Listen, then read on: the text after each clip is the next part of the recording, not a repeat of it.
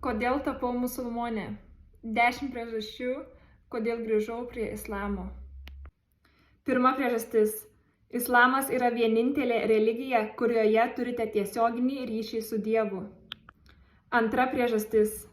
Koranas yra vienintelė religinė knyga, kuri niekada nebuvo pakeista. Trečia priežastis.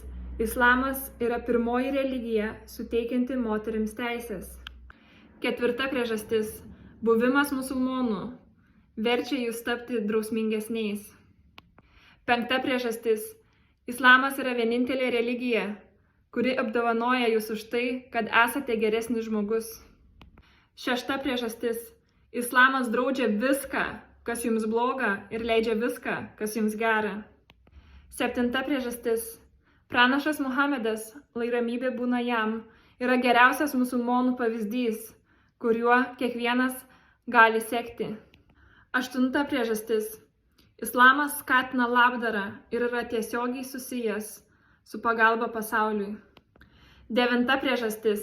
Korane yra tiek daug stebuklų, kad neįmanoma paneigti, jog jis yra iš Dievo. 10 priežastis. Koranas yra geriausia savipagalbos knyga.